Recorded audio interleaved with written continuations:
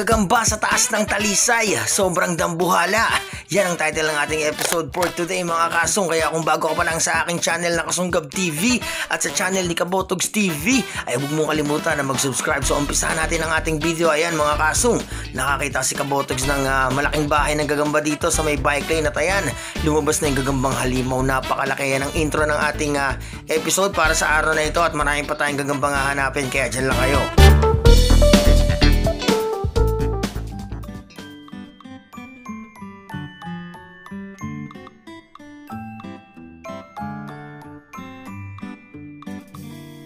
Tignan nyo mga kasong ang sukat ng unang gagamba na nakita namin ni Kabotogs TV. Ayan, napakalaki talaga mga kasunggab.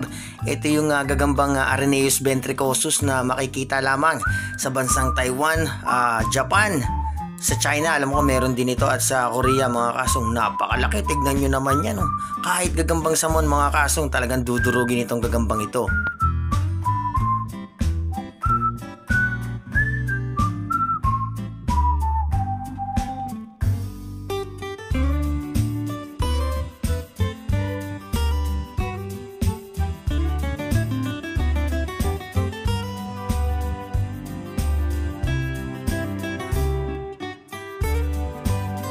Ito na mga kasong, ilalagay na natin sa ating pitakan. At shoutouts nga pala, pakisubscribe na rin mga kasong si AG Repax.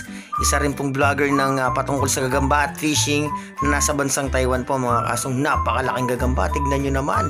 Ang laki na nung sukat nung pitakan, subalit yung gagamba ay saktong-sakto lamang.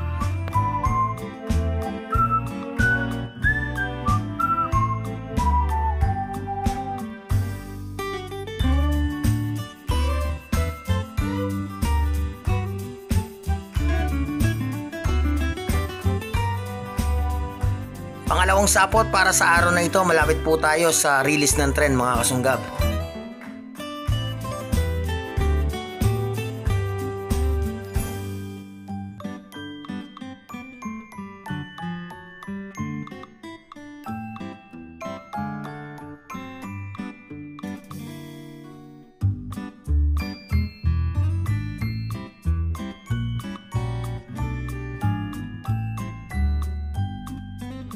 Ayun, madali nating nakita mga kasong, isa pong panderby na gagamba. Kulay dark orange ang kulay nito.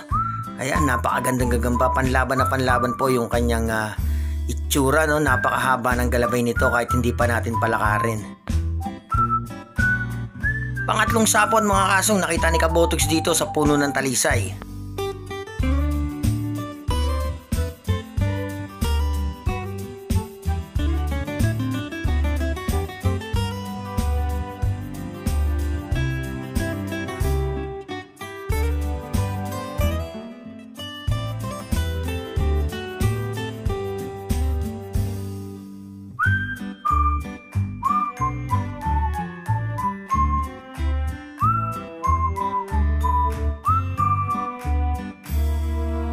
Sa palagay ko mga kasong ay nakita na ni Kabotogs TV yung gagamba sa may punong talisay at susungkitin na natin ito mga kasunggab. Ayan, yan ang ating panungkit, isa pong sanga ng punong kahoy.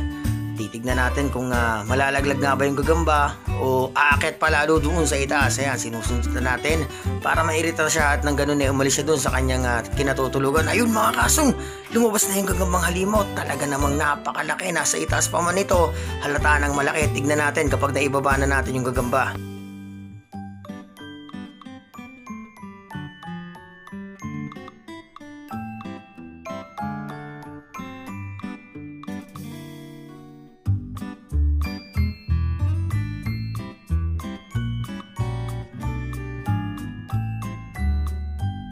At ito na nga mga kasunggab, nalaglag na yung gagamba dito sa may damuhan. Ayan, tignan nyo mga kasung, ang sukat ng gagambang ito. Nakakatakot na hawakan yung mga ganyang sukatan ng gagambang halimaw. Tignan nyo naman, nakagat na ako ng ganito at talagang napakasakit. Wala man itong venom mga kasung, pero talagang iindahin mo yung kagat niya dahil ang laki po ng pangil ng Arenaeus ventricosus.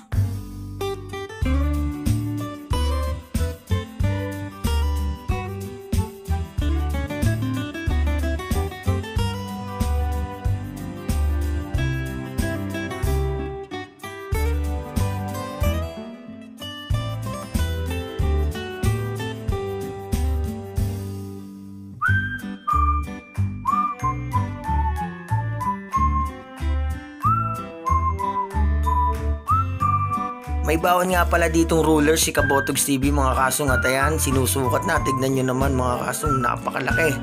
Nakayupi pa yung kanyang katawan o nakatiklop pa.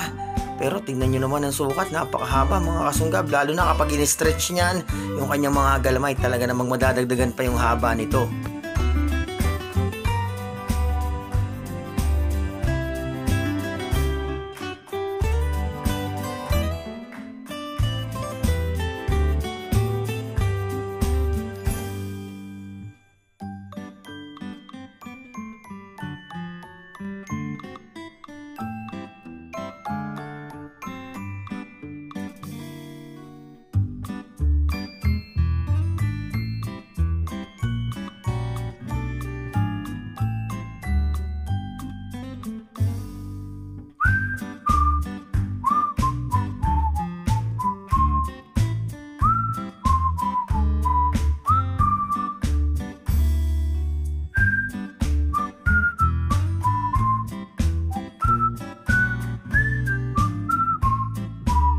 At hindi sa kalayuan mga kasong doon sa puno ng talisay, dito naman sa puno ng pine tree ay nakakita rin tayo ng malaking bahay na gagambang halimaw. At ayun, nakuha na natin yung gagamba. Hindi man kalakihan ang likuran nito, yung puwit nito, subalit tignan nyo naman ang kanyang galamay. Ito po yung style ng gagambang halimaw na fighter mga kasong. Ito po yung masarap ilaban.